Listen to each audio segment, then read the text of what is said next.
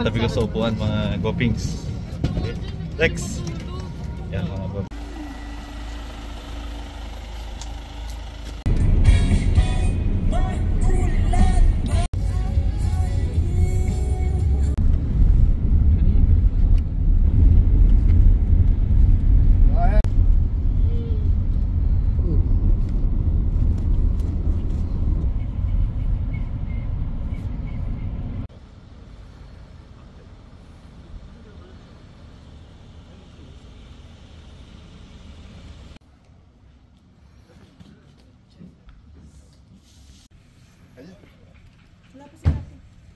Sabi mo din nag-isaw ka mo, nag-iista mo yan. So ngayon akit naman kami ng crater ng vulkan dito. So medyo malayo. So tara na. Sa harapan na, sibat na ulit.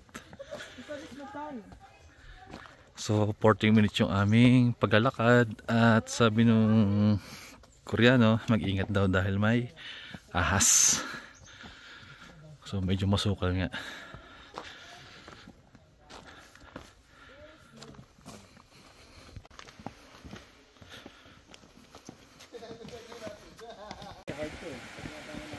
Nang gitna na kami. So 1 kilometers na yata na akit namin.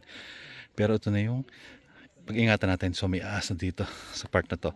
Kaya titingnan natin yung ating lalakaran. Video.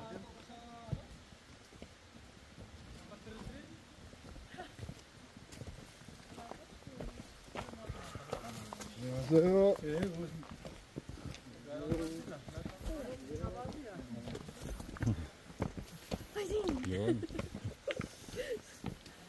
Gang gang. Yes. So nasa ano na tayo, mga 1.5 kilometers na nalalakad natin. So medyo malayo-layo pa rin doon sa crater.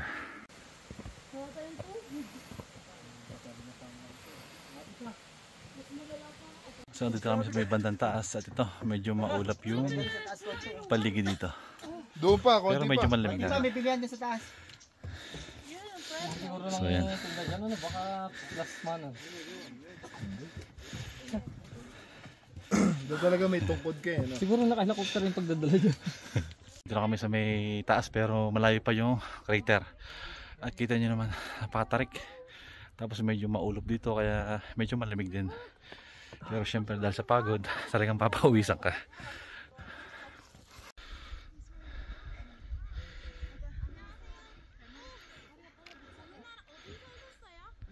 Ang ganda ng view sa taas oh. Nawawala na yung ulap. Kaya yan, lumalabas na yung view. Ayan ah. Pero malayo pa. Tingnan nyo oh. Layo pa ng akitin namin. Doon pa yun. So may patantaas na yun oh.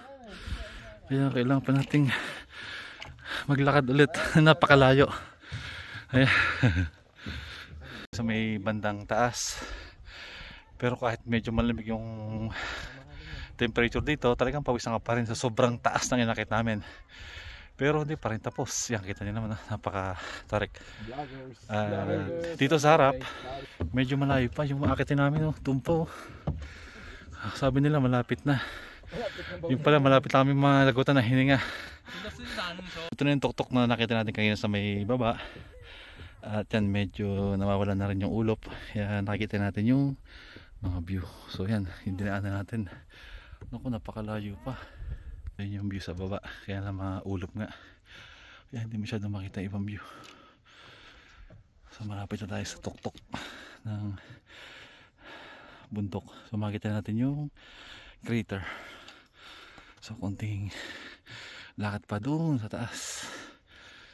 Imagine nyo mula sa taas hanggang sa pinakababa. Inakit namin yan. So yan, napakahirap ng daan. So hanggang doon. Gamit na kahoy dito sa hagdanan na to. So napakagandang klase, napakakunat nito. Ayun, kitang kita naman. Talagang napakatibay. So dito pa tayo sa taas. At medyo mas maganda yung daan dito. Hindi na masyadong matarik. Kaya hindi na masyadong masakit sa binti. Paglalakad, pakyat.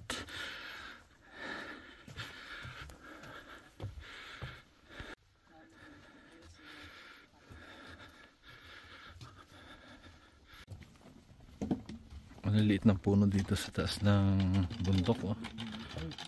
Mga bonsai ata ito. Cute.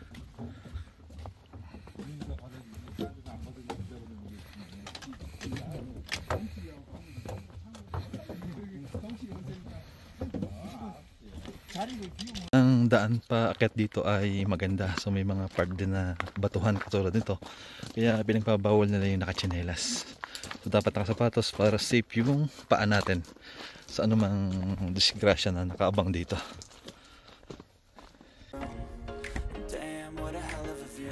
I feel good, you look great, I like you, I can't wait. A first time, a first date, you're so fine, I'm so late. You sip wine, I drink straight, don't waste time to my place. I feel my heart erase, so catch me if I fall.